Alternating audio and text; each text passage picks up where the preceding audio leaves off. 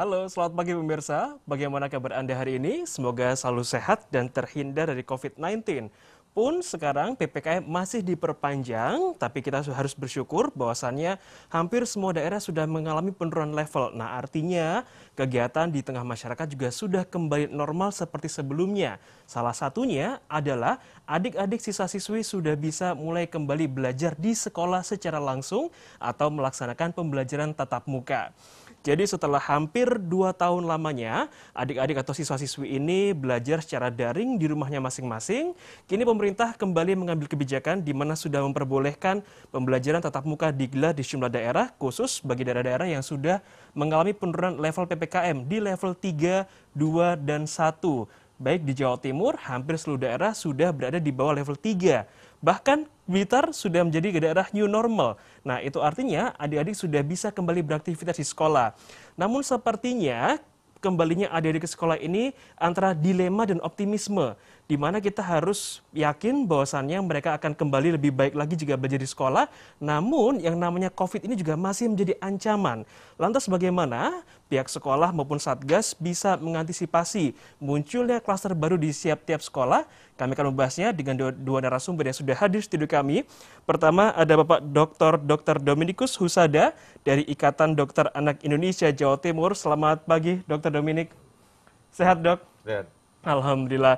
Menemani kami berdua ada juga Bapak Ermin Dun dari Kepala Kantor Perwakilan UNICEF Surabaya. Selamat pagi, Pak Ermi.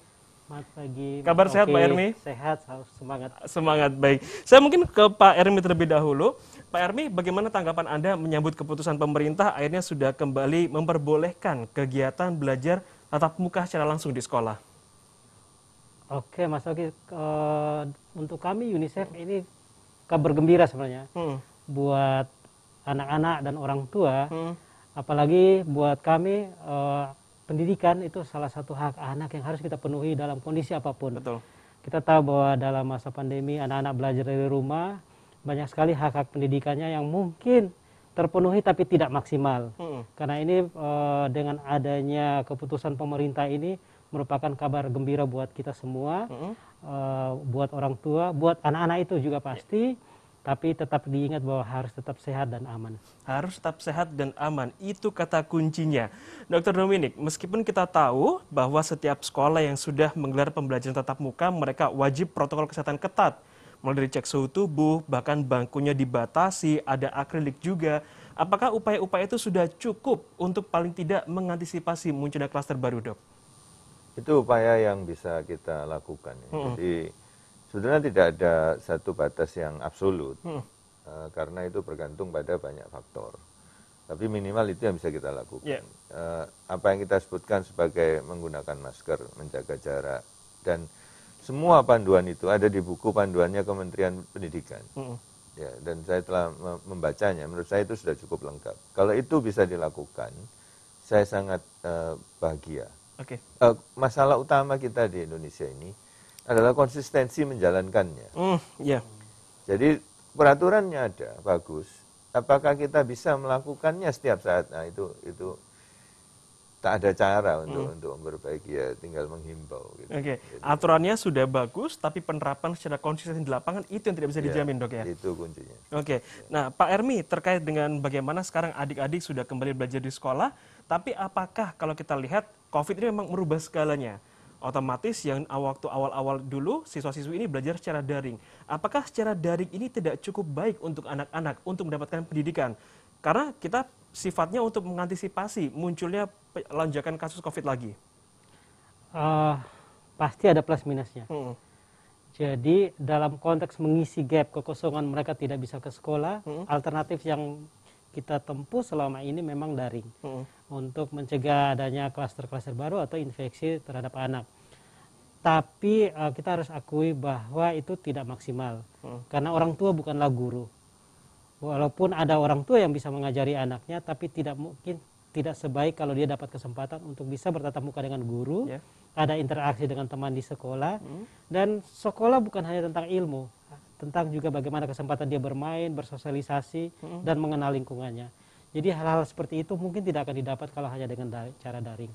Jadi mau tidak mau untuk anak-anak ini bisa mendapatkan eksplorasi yang lebih maksimal lagi, sekolah secara tatap muka itu penting bagi anak-anak. Sangat penting. Itu kenapa UNICEF sangat mendorong pemerintah dan mendukung pemerintah dan ikut senang dengan adanya kebijakan dimulainya sekolah tatap muka, walaupun tetap tadi seperti Pak Dr. Dobe bilang masih dalam kondisi terbatas dan harus dilihat konsistensinya penerapan syarat-syarat yang sudah dibuat dalam peraturan-peraturan menteri yang ada. Oke, berbicara masalah konsistensi yang tadi dikatakan oleh Dr. Dominik, bahwasannya memang aturannya sudah bagus. Tapi sayangnya jika kita lihat pemirsa, baik di DKI Jakarta maupun di Jawa Barat dan Jawa Tengah, telah muncul klaster penyebaran COVID-19 di wilayah sekolah.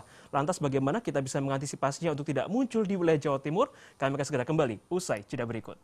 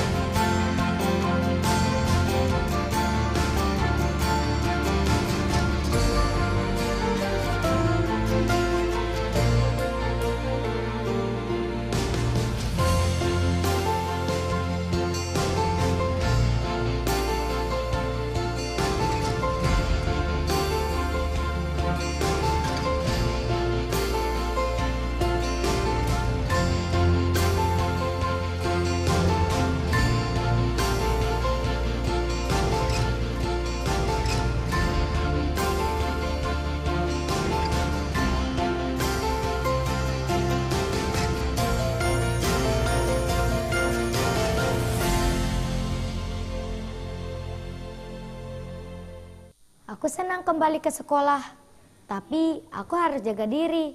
Pakai masker, cuci tangan pakai sabun, patuh pada guru, dan juga jaga jarak di dalam dan di luar kelas. Kita harus lindungi diri dan orang lain.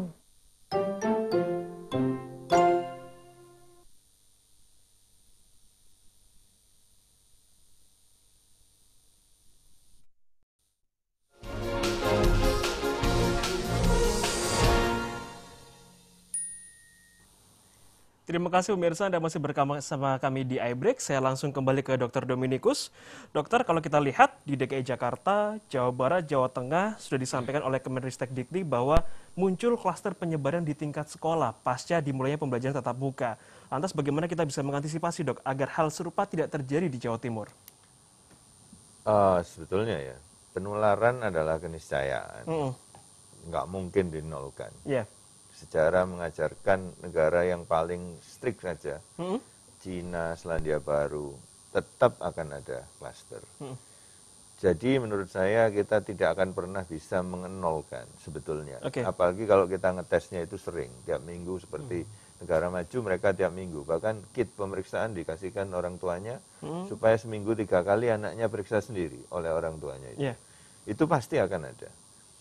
Cuma harganya yang harus dibandingkan yaitu tadi mau sekolah atau tidak sekolah gitu. Kalau sekolah penularan akan sulit dihindari. Nah, beberapa pandangan dari katakan Ikatan Dokter Anak karena memang fokusnya kesejahteraan anak, ya sebaiknya tidak ada penularan. Ya, tapi kita tahu bahwa di alam nyata itu akan relatif sulit untuk dicapai. kita harus berusaha maksimal. Semua protokol kesehatan harus selalu dijalankan. Tapi seperti biasa kunci utama ada di orang tuanya. Bukan orang tuanya, orang dewasa. Jadi guru, terus semua orang dewasa di sekolah, termasuk para orang tua. Sebetulnya mereka kunci yang lebih penting untuk diperhatikan daripada anak-anak itu sendiri. Karena di antara anak-anak itu ada beberapa hal yang memang ya itu sudah sifat alamiahnya ya. Jadi, mungkin kita tidak akan bisa mengubah anak-anak SD misalnya. Tapi anak-anak yang lebih besar seperti SMA itu tentu bisa kita perlakukan sebagaimana orang dewasa. Nah, konsistensi kita untuk menerapkan ini semua adalah kunci untuk menghindari penularan ini. Oke, penularan adalah keniscayaan. Jadi mau tidak mau pasti akan muncul penularan di manapun itu termasuk di sekolah. Lalu Pak Ermi, kalau kita lihat bagaimana sekolah sekarang sudah menyiapkan berbagai macam sarana fasilitas untuk mendukung agar siswa-siswi bisa belajar dengan nyaman dan aman dari COVID-19, apakah ini sudah cukup atau masih perlu dikembangkan lagi Pak Ermi? Jadi untuk instrumen, alat ukur, fasilitas semuanya memang sudah disiapkan. Tapi kembali lagi bahwa kita pastikan bahwa semua itu diterapkan dengan baik.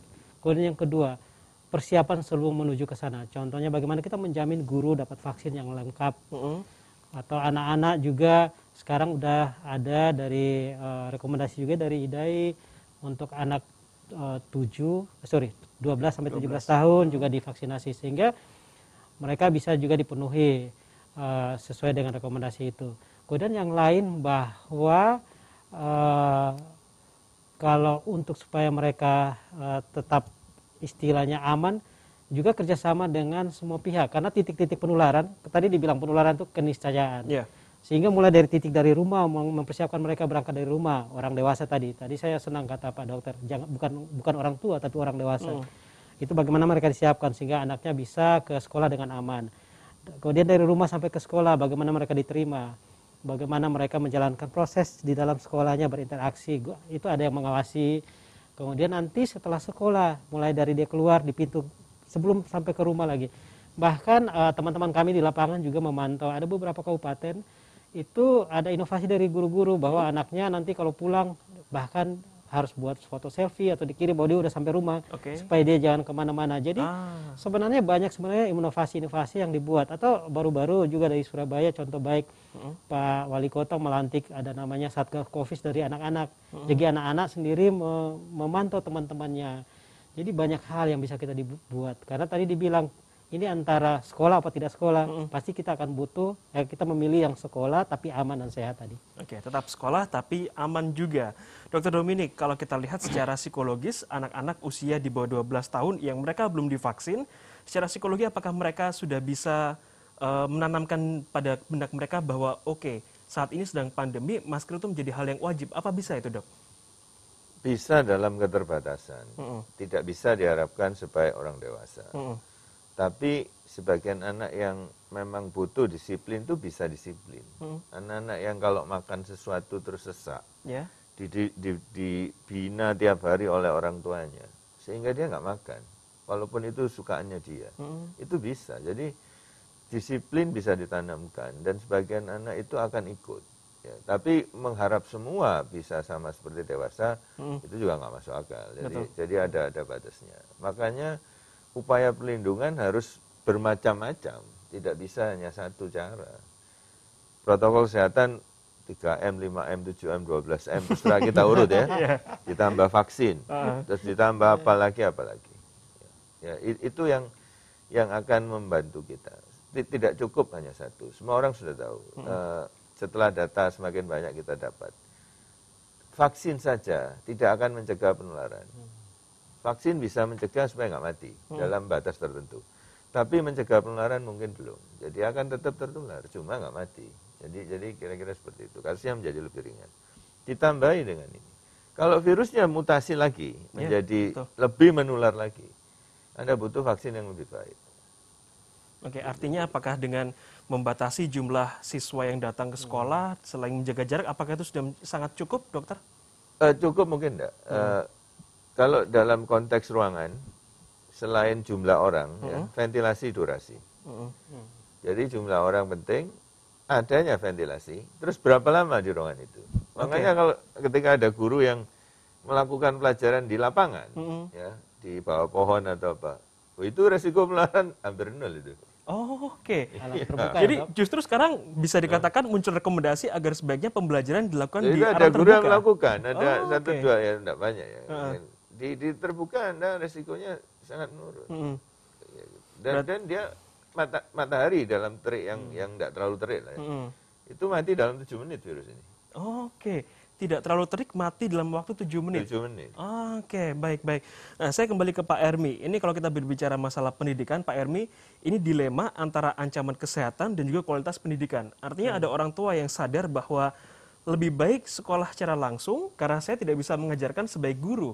Nah, tapi ada juga orang tua yang khawatir melepas anaknya ke sekolah. Nah, ini bagaimana menyikapi orang-orang tua yang masih susah melepaskan anaknya?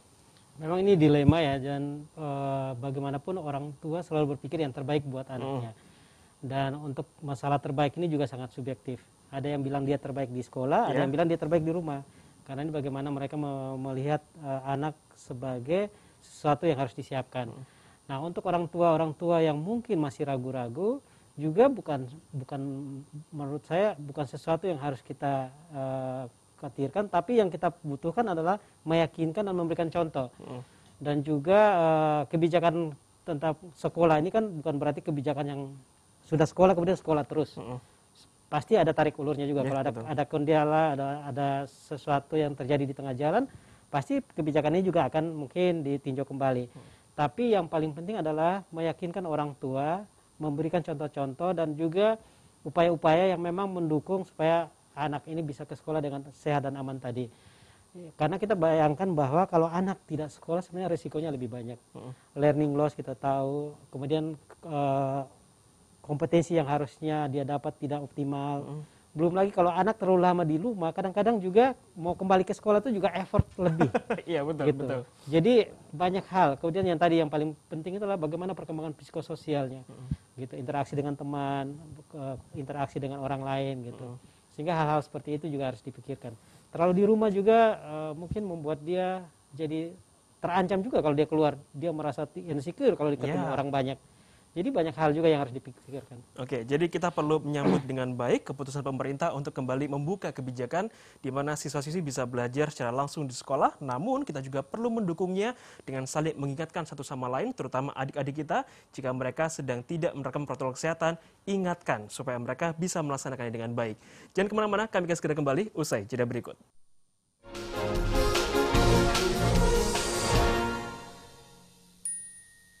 Aku senang kembali ke sekolah, tapi aku harus jaga diri. Pakai masker, cuci tangan pakai sabun, patuh pada guru, dan juga jaga jarak di dalam dan di luar kelas. Kita harus lindungi diri dan orang lain. Tadi kita ngelihat beberapa statistik kekerasan terhadap anak meningkat itu dari orang tua karena itu.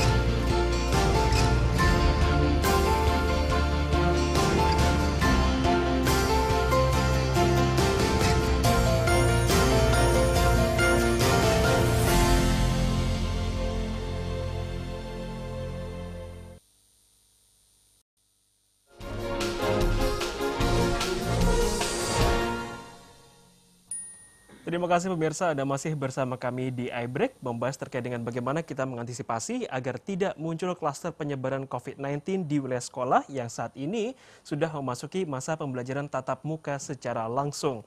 Pak Ermi, dari evaluasi Anda dan kawan-kawan UNICEF lain, apa yang masih perlu diperbaiki atau bahkan ditingkatkan dari sistem PTM sekarang yang sudah dilaksanakan? Wah, ini pertanyaan berat. Jadi sebenarnya banyak hal sudah dibuat oleh pemerintah. Tapi kunci yang mungkin saya menggarisbawahi apa kata Pak Dr. Domi tadi, konsistensi. Kemudian yang kedua adalah dalam memantau itu tidak mesti hanya pihak sekolah. Karena yang terlibat bukan hanya guru atau pelaku pendidikan yang ada di sekolah. Orang tua, masyarakat sekitar, bahkan anak-anak bisa dilibatkan. Nah, UNICEF kita mengembangkan semacam ada platform juga untuk membantu anak-anak, orang tua atau masyarakat sekolah membantu di sekolah. Sehingga mereka bisa dengan menggunakan WhatsApp, mengirimkan data-data tentang sekolah, keamanan sekolah, fasilitas, bagaimana perilaku di sekolah, pemantauan 3M dengan platform-platform seperti itu. Nah, itu bisa menjadi satu basis data juga untuk memantau bagaimana sekolah itu aman dan nyaman untuk PTM ini. Tapi itu hanya salah satu. Karena pasti banyak hal lagi yang harus dibuat. Oke, itu dari kacamata Pak Ermi. Kalau dari kacamata Dr. Dominik, apa yang saat ini masih perlu ditingkatkan lagi, Dok, dari sistem PTM yang sudah kita jalankan saat ini? Ya, menurut saya adalah konsistensi. Terus yang masih lubang itu vaksin, pasti ya. Jadi faktanya sudah berbicara bahwa vaksin melindungi. Dan tidak peduli merek apa, vaksin lah. Cuma data kita kan masih rendah. 3, kita butuh data yang lebih baik. Jadi data yang bisa kita pakai untuk diri kita sendiri. Kalau itu di Surabaya misalnya, katakan berapa ibu-ibu di Surabaya ini yang tekanan darahnya naik selama pandemi. Ya. Selama anak gak sekolah ini berapa? Berapa yang kembali normal ketika anak masuk lagi? Nah, data seperti ini yang akan berbicara, oh ya berarti harus kemana kita. Nah, kalau kita tidak punya, maka kebijakannya juga menjadi seperti meraba-raba. Ya, 3, 4. Kita harus siap dengan fleksibilitas. Sekolah buka tutup, itu juga akan menjadi sesuatu yang biasa sekarang. Ada kasus tutup, mereda, buka lagi. Betul, jadi seperti itu. Rumah sakit pun harus siap. Ya, rumah sakit mengubah ruangan harus cepat. Nah, itu tidak bisa dihindari karena memang kita berada dalam situasi yang seperti ini. Sampai kapan? Sampai situasi bisa dikendalikan. Nah, ini beda-beda untuk tiap negara dan tiap definisi ini lain-lain. Itu sangat-sangat individual. Ya. Saya kira itu hal-hal yang kita harus lakukan. Mana yang kurang, mari kita lakukan ya.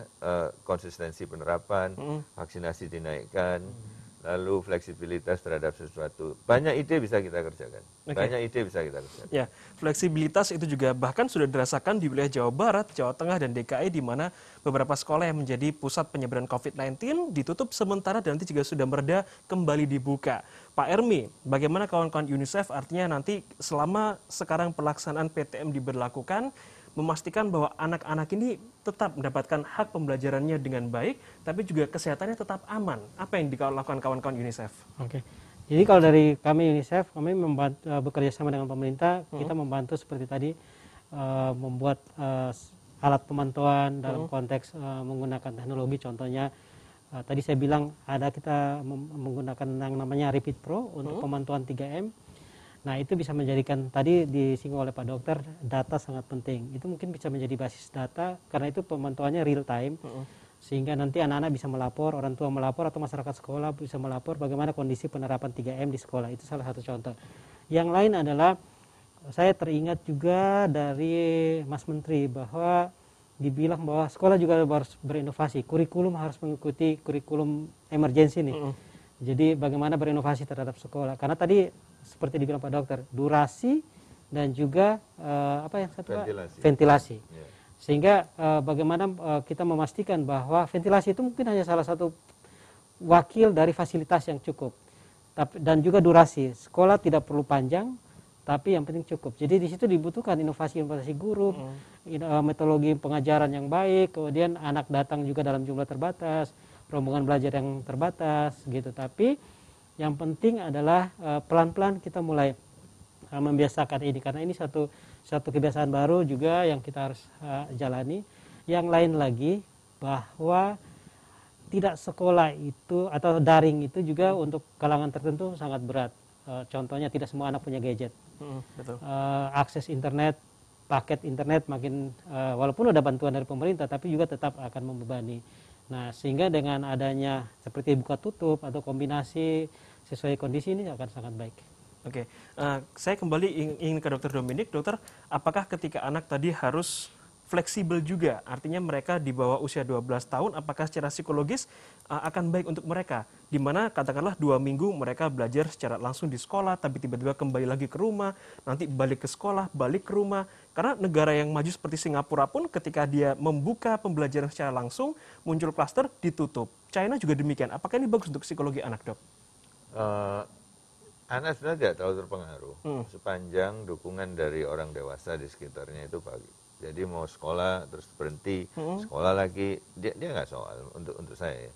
Yang penting orang tua ada di sebelahnya, guru-gurunya, orang yang dia percayai. Ya, bagi seorang anak, guru adalah figur yang juga dipercaya selain orang tuanya. Menyupport dia, maka itu semua bisa dihindari. Oke. Ya. Jadi kalau terkait dengan orang tua, apakah juga penting bahwa orang tua ini perlu diedukasi agar, karena tidak sedikit juga orang tua yang sepertinya melepas anaknya dititipkan ke sekolah karena sibuk bekerja dan lain sebagainya. Sekarang dengan adanya COVID ini, orang tua juga menjadi instrumen penting untuk mengingat anak.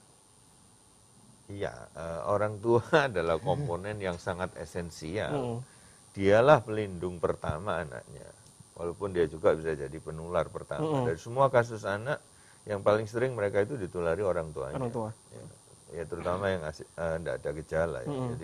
Jadi bisa seperti itu. Nah, orang tua ini memang sangat kunci.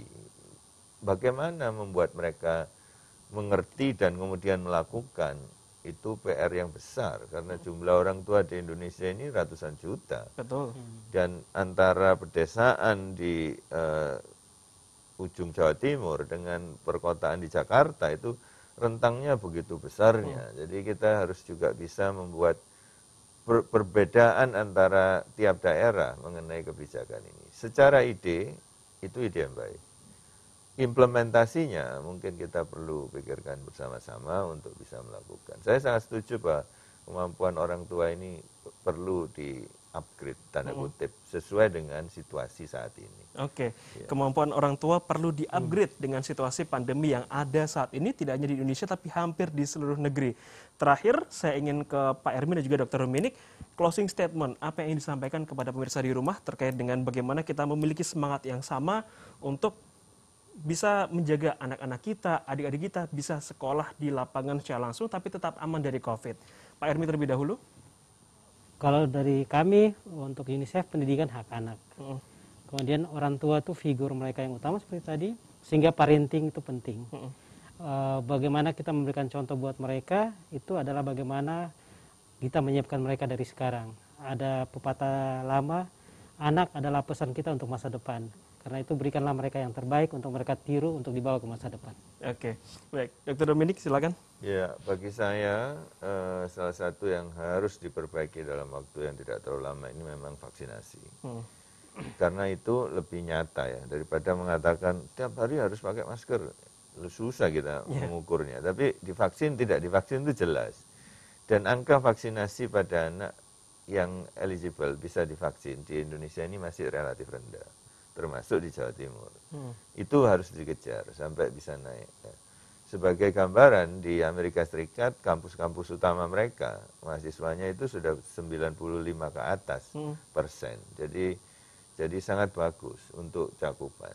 Nah, kita harus bisa seperti itu. Tapi apakah betul kita bisa dengan beban yang besar ini? Itu pertanyaannya. Okay. Tapi harapan saya adalah vaksinasi harus dilengkapi. Siap. Vaksinasi harus tetap digenjot lagi supaya semua masyarakat kita sudah tervaksin. Dan kalau sudah tervaksin, kuncinya tinggal satu, konsisten melaksanakan protokol kesehatan, baik bagi kita maupun anak-anak kita di sekolah nanti. Terima kasih Dr. Dominic, Pak Ermi sudah di studio kami. Dan pemirsa, saya ucapkan juga terima kasih untuk Anda yang telah menyaksikan iBreak edisi hari ini. Kami ingatkan untuk selalu melaksanakan dan disiplin protokol kesehatan. Selamat pagi, selamat beraktivitas.